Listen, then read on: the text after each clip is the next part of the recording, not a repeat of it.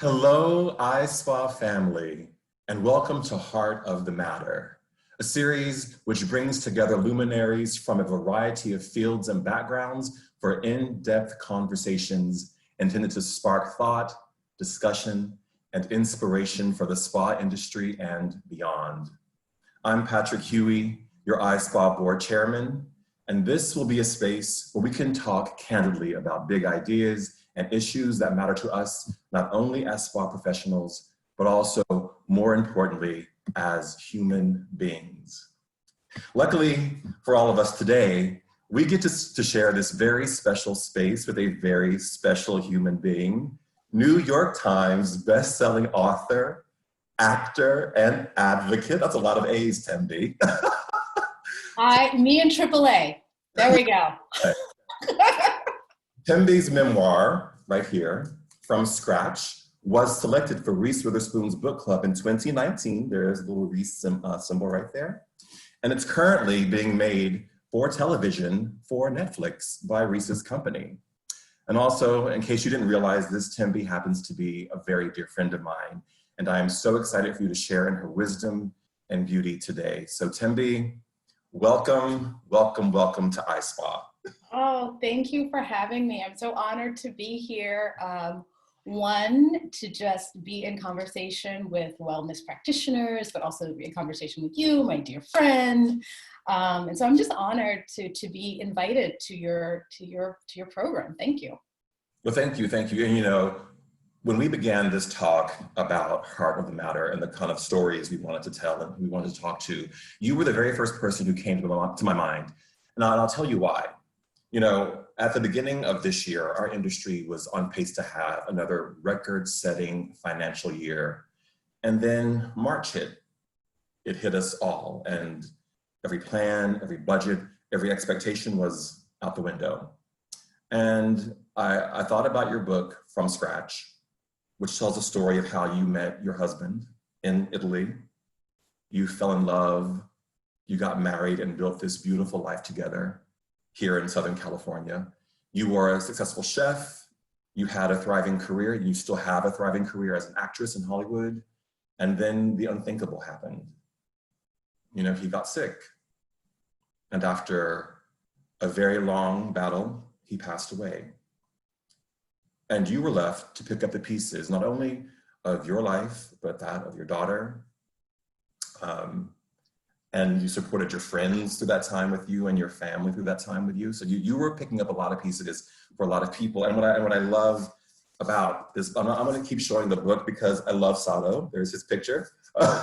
You know, you taught us about grief, that grief isn't the end, you know, that it's the beginning actually. And I love how in your book, you say in your book, in Sicily, every story begins with a marriage or a death. In my case, it's both. So you set the stage for us that it's the beginning, it's not the end. And I think that's a perfect message, particularly for the spa community, because we're people, and we have to heal ourselves first. So thank you.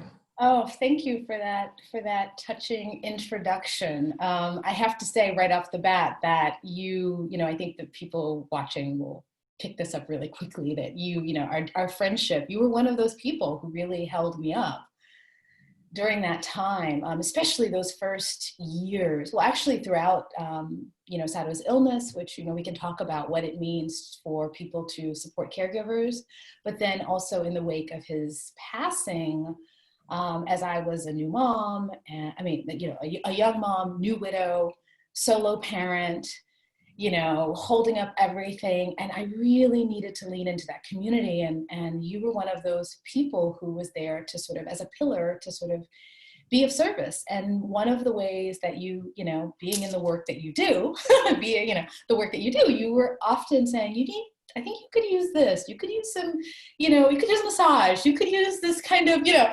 and I really have to thank you for that, because one of the things about grief often is that we are really sort of both in and out of our bodies simultaneously. And it's this odd experience. And so to have a massage, right? Or to seek out a spa experience or any kind of wellness asks of us so much, because we are our most vulnerable selves. When we meet up with, a stranger who's going to lay hands on us, Right. who doesn't know anything about what we've been through, what just walked through the door, right? And so we're in this kind of contract to human,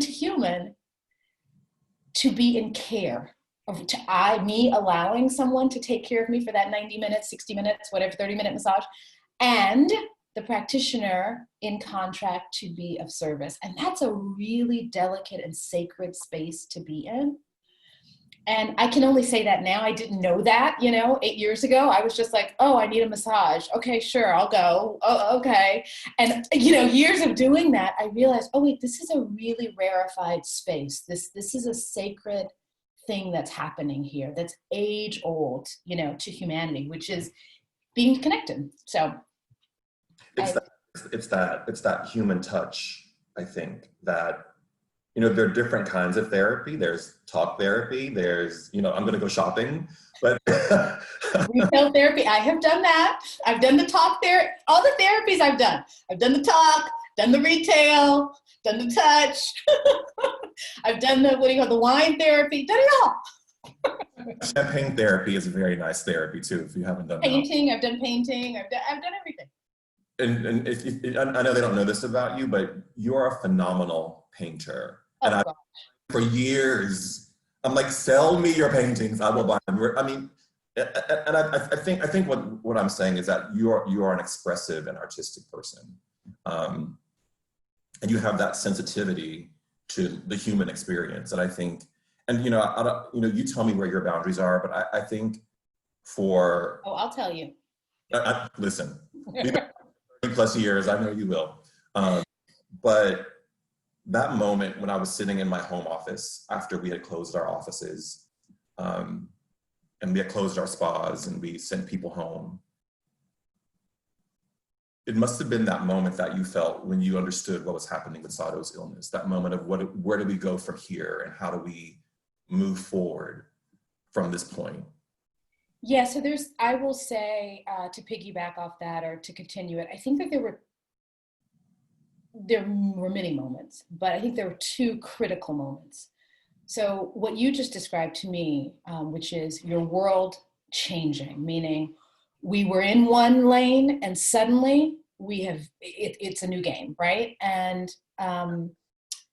I had that experience in the weeks before his passing, when I understood that this was not something that he would bounce back from, that there wasn't, that we were entering the space of his passing, his active passing, and that I was beginning to say goodbye. And there's no, often that is a very unceremonious moment when you go from like, we're going along, we're fighting this to, oh, no, now we are preparing to say goodbye. So that was a moment. And I remember where I was. I remember how I felt. I remember being overwhelmed. I remember being confused. I remember the world slowing down. The world slows down. And I think that's what happened to everybody in March. Suddenly the world, we were all frenzied, like, and then everything slowed down, right? After his passing, anyone who has been with someone in the final days of their life, you know that you have this second moment. And I talk about this in a TED Talk, I write about it in the book, where I realized, oh, I am now a new person in the world. My life is wholly new. So everything that was familiar is both familiar and not. The sun rising each morning, the sun setting each morning, opening the fridge, the most mundane activities are both incredibly familiar and also wholly new, because I would open the fridge and, oh, there was his favorite, the last time he drank his orange juice. You know what I mean? Like the orange juice was still in the fridge. Like there's all these ways in which life is very quotidian and familiar and yet unfamiliar. And so I share the specificity of that to say that when people, especially now in the world, are moving about in this changed space, we're dealing with things that are both familiar and unfamiliar. And that juxtaposition is a little destabilizing. That's the way it felt for me and many people I've talked to, both grief practitioners, other grieving people. When we're walking around with a collective grief, it is destabilizing. And so part of the work in the world of both navigating that and eventually, healing and integrating this new world into your psyche, into your heart, into your soul, is about slowing down and becoming grounded. And that looks different ways for different people, but a corner touchstone of it is really getting grounded in your body. It's why some people go for long runs. Some people will try to do, we're trying to sort of like get here, get now, get tethered. And so the work of the spa industry can be really key in that, can be really critical in helping people. I remember the first time I was on a table having massage. Yeah. And the first time someone laid hands on, me, I was in there, I was on the table, I said, oh, can the table be warm? I'm one of those people, the table has to be warm. Okay. I apologize. No. I apologize to all the people who give me massages. I like the room warm. I like, the table hot. And I'm like, oh my God, these poor people, they're sweating. Like it's too much. For some, it's too much. But for me, right? That's what my body needs. And so I often apologize when I come into the room, like, I like it really warm. So I understand if you have to go slower or take water breaks. Anyway, but that first moment, it was the first time I had been alone in a room with a stranger in my most vulnerable self, literally my body exposed, right? And when she began to work on my body, I started to cry.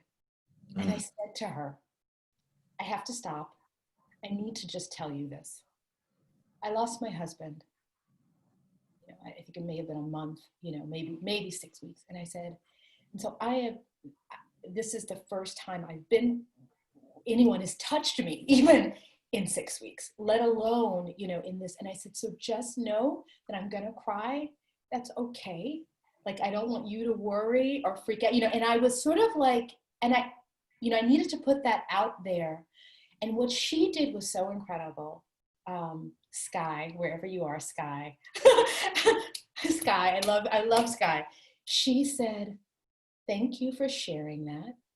She said, we will go slow. And she said, and there's things I can do. She said, where do you feel him and his loss the most? And for me, that was my low back. My low back was like a hot mess. That's where I hold my grief. I know that now about myself. I didn't know that then. Sky helped me figure that out. Yes. Okay, so this is the wellness piece to the work that is done.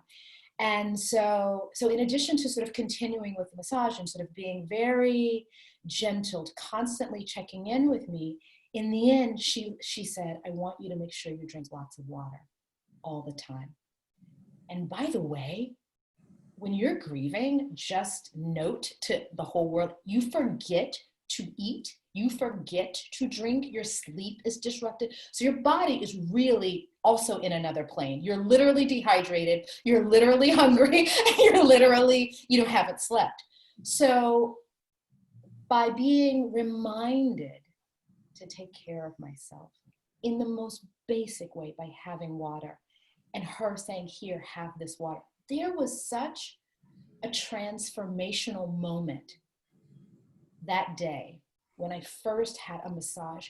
When I say transformational, it was one of the beginning points of me being able to transform my relationship with my own grief, my own body, my understanding of the depths of what I would need to walk the path of reimagining, rebuilding. I wasn't even thinking about reimagining, I was just trying to survive. And so I think right now, at this time, there are a lot of people who are going to be seeking massage, thinking like, I just need to de-stress, because by the way, they may not have lost an immediate family member or a husband, but we're all walking in a kind of collective grief right now. Not kind of, we are. We are. Just are. We are. And we're carrying that. And so when we arrive in a spa space to have a facial or a massage or whatever it is, we're bringing all of that with us. And so I think that that's a very sacred relationship to be in if we think of it that way. And I think that there's ways to be very mindful of that. And I think to ask, check in with people in a way that is, doesn't violate boundaries, but in a way that just sort of says, checks in, because, and also taking care of yourself as you, the practitioners. So I'm going to stop talking because I know you have other questions, and I feel like I just went on and on and on and on and on. Listen, you can talk for the rest of the time. I'm happy to sit here and give you the mic. I'm happy to do that. It's interesting because I think, and I hadn't thought about it in the terms that you've just spoken about, because what we're seeing for many spas right now is we are seeing an unexpected business level. Oh, let me tell you, people, if we want to, I actually think unexpressed grief is a public health crisis. I will say that is my, and by the way, I'm not the first person to say that. I just repeat it every time someone does put the microphone in, because I cannot stress enough what it results in: high blood pressure. Yeah.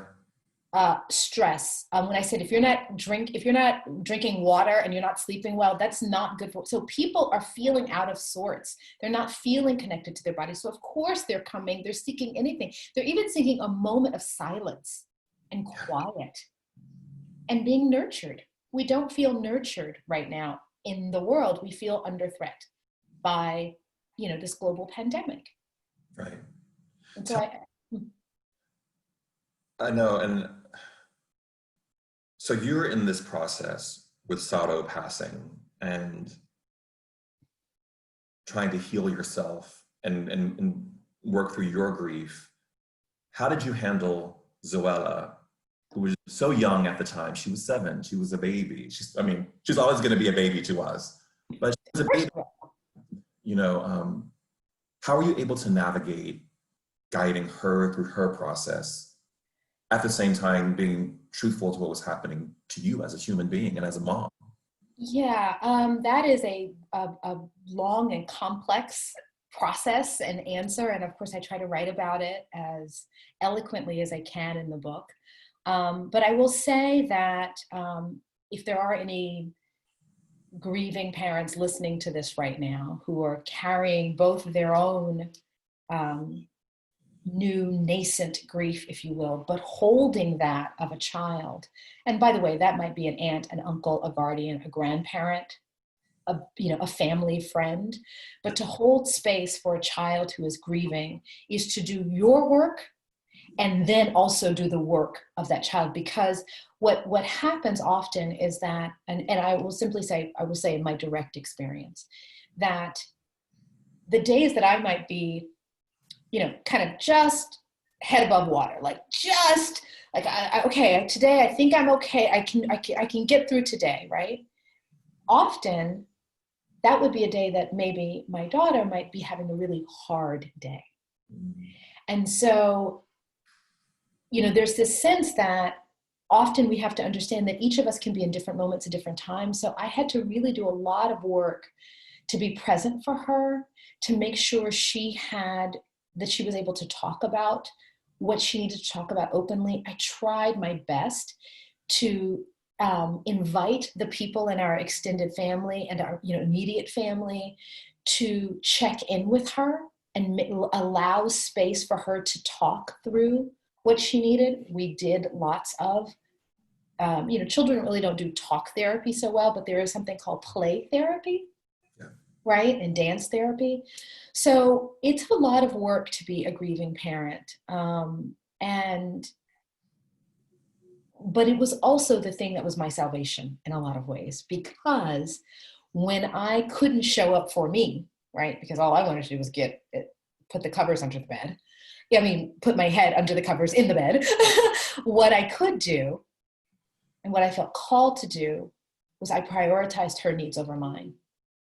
And so it took some wise people in my life observing that over many months, sometimes years, and they would say, okay, now it's time for you to take care of yourself, right, as well. So do not underestimate the power of, or the strength, the reserves that a parent is calling upon to keep a household going, to tend to the needs of their child, to tend to their own needs.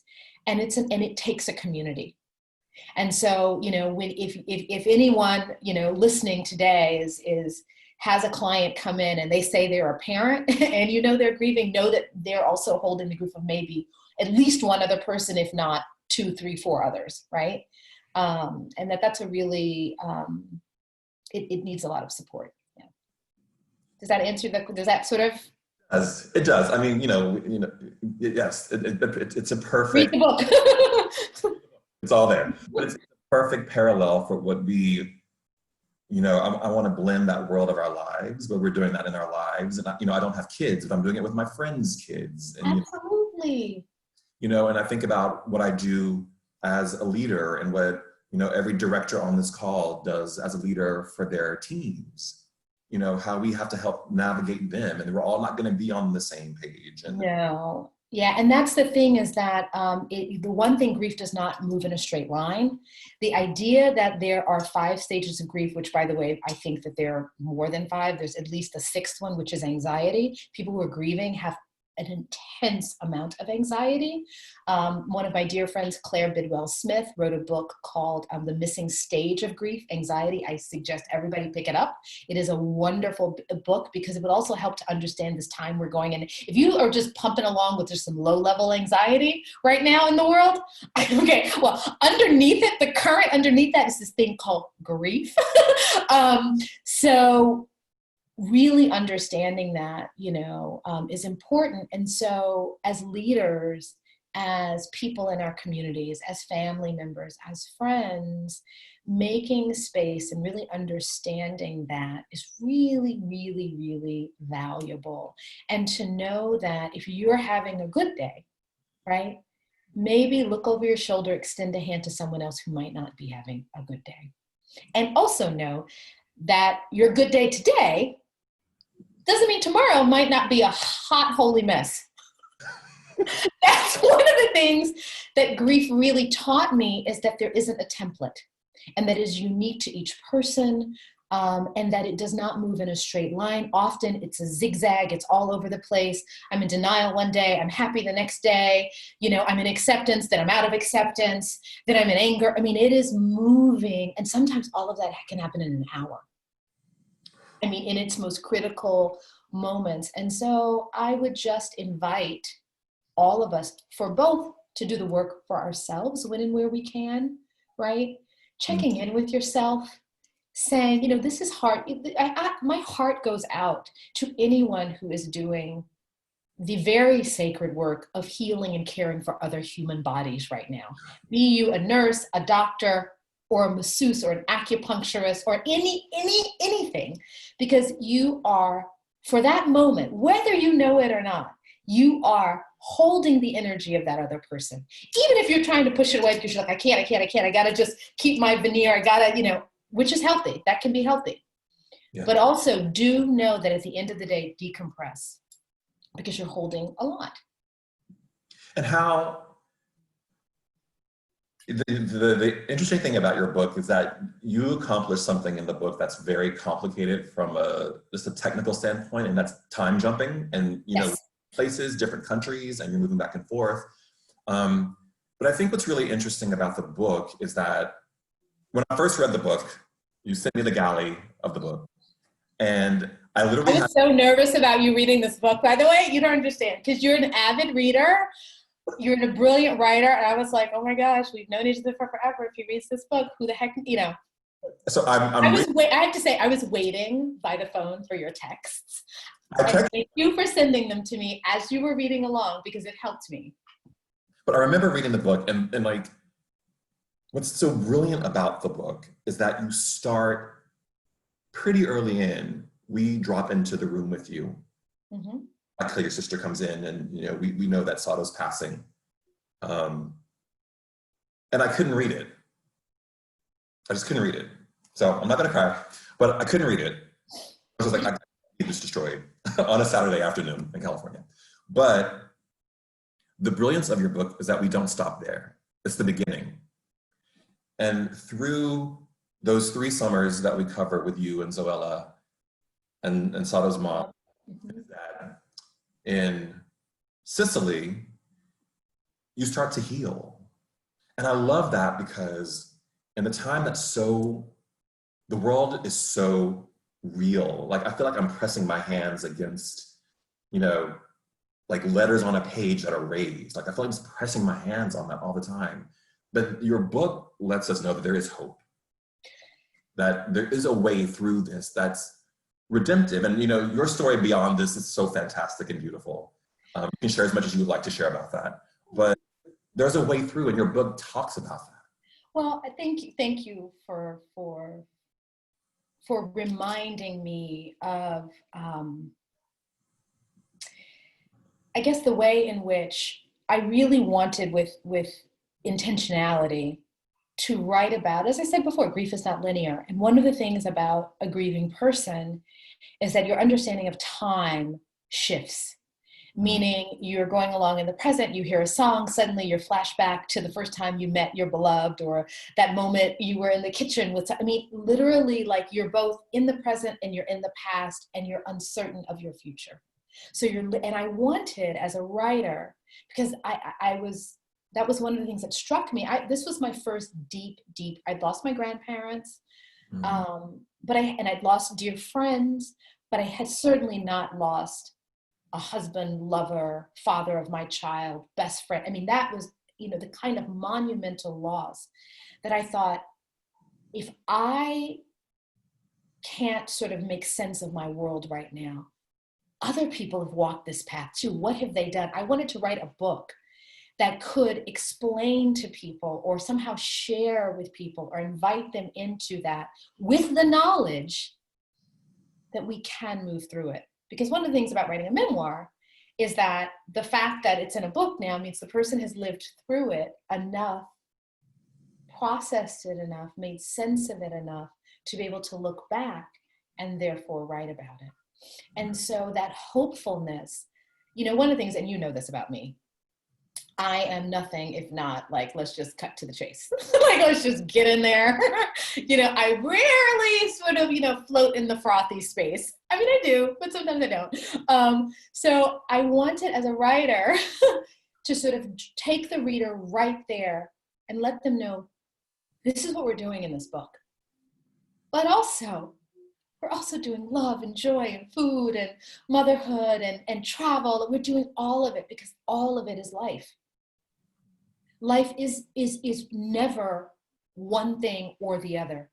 It is all, and we're in a multiverse. And I wanted to read a book that didn't take grief and put it as this nice, neat bow. Like, you go through the 5 stages and 1 year later, you're better. In fact, at the 1 year mark, I was worse off than I was 2 days after he passed. The 2 year mark was crazy. I mean, and those are things I didn't know prior to living through it. And so I thought, what would it look like to have a book that is many things, including a love letter to Sicily and the Mediterranean and food and love and my daughter, and all, but also ultimately a book about the complexity of being human, the way in which we hold each other up, right? And the way in which we don't have to be afraid of our grief. Meaning, I am not minimizing or saying that it is easy, because I am here to say it is not. And yet, when we are in communion, when we have support, when we have community,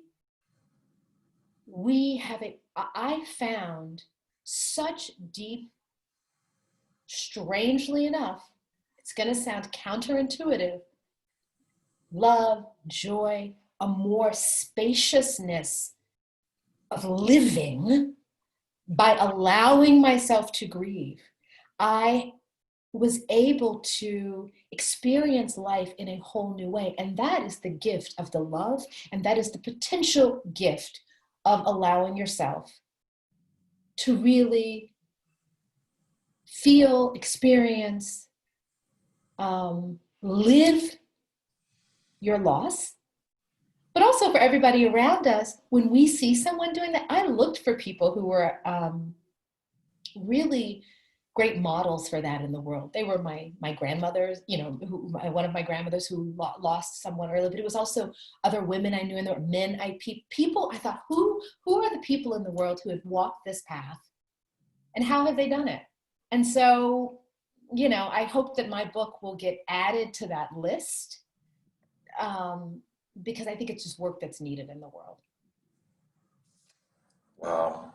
What you said about even in the midst of that grief, you found there were moments of great joy. I think, Khalil Gibran writes about that in The Prophet. He talks about that moment of the multiverse moment of deep grief, extreme joy, extreme silence, beautiful singing. Like that's the complexity and the beauty of life. Listen, the two pillars of being human, like the only two that we know of, you're gonna be born, and then you're gonna die. And that's, so I say that to say that both are sacred. Both are sacred moments. Both require a kind of reverence and love around them. And if we know that we are all doing that, that beautiful saying, we are all just walking each other home. That's our time here. And the work that is done in the spa industry is a real part of that work, of healing us on that journey between those two pillars, right? Because that path between those two pillars is varied. A lot of things, however long or short it is.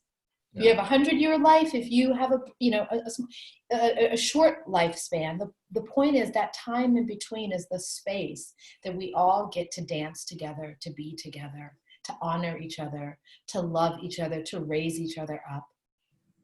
And I just can't stress enough how vital it is to be in service of another person at a time when they need it most. And that can just be a 5-minute help. I remember someone buying me flowers at Trader Joe. Literally, she saw me at Trader Joe. She saw the tears in my eyes. I was silently shopping, buying groceries. She said, I just have to ask you. And I could barely get the words out. I said, my husband passed away. And she said, I am so sorry.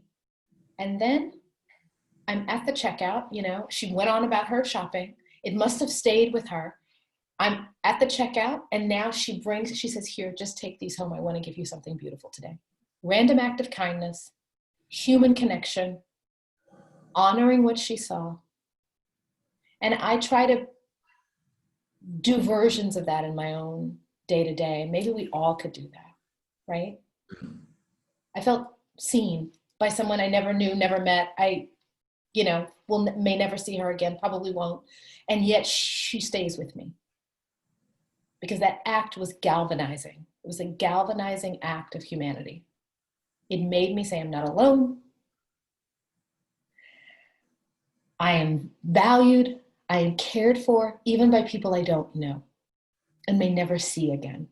What a beautiful way to extend a hand to another. And I think that there's a lot of opportunities for that in the wellness space. I just think there's a lot of opportunities for that. Just a lot. Tembi Locke, I think you said it all. I don't know if I said it all. I really said a whole lot of stuff. And when I look back over this, I'll be like, what was going on? No. But yeah, go ahead. No, I just want, we're close on time.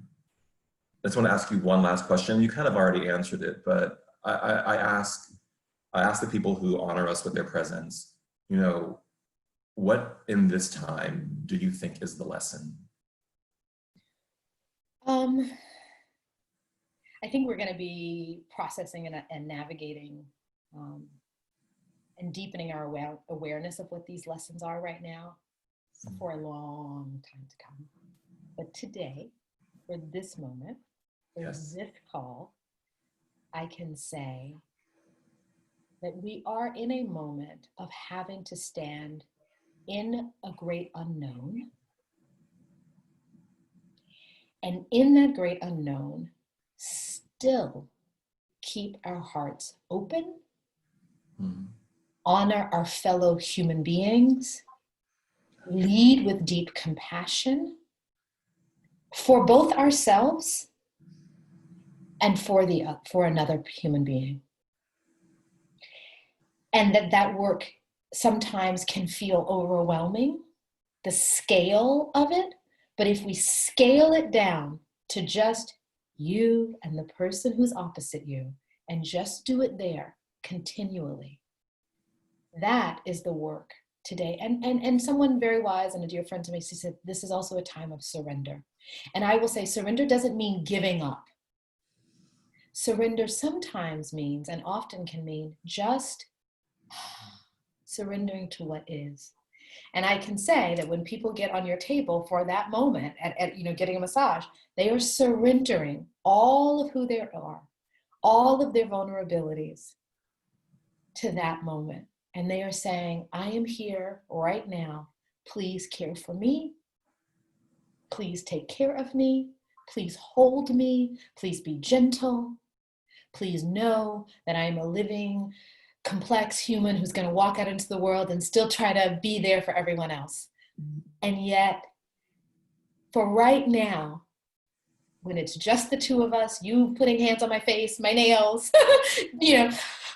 unlocking my lower back, I am surrendering to you. And even though we may never exchange words again, our paths may never cross again, for that moment, you are healing and helping me. That's the kind of surrender I'm talking about. Thank you. Thank you for inviting me. Thank you. I have to say a huge thank you to Tembi and to her whole family who were so supportive of her and were so supportive of her talking about this. And I want to thank you guys for tuning in today and hearing her beautiful story. This is Heart of the Matter. We're trying to get to what's really real for people. So thank you all for joining, and please have a wonderful, yes, Tembi. No, I was just going to say thank you to ISPA for hosting this level of conversation. It's incredibly vital. And I'm going to tune in and watch them all because, hello, this is the work. This is the work. So thank you. Thank you. Thank you for that. So you guys stay safe and check us out at ISPA, experienceispa.com, and you'll see more virtual offerings there. So have a great day, everyone. Thank you.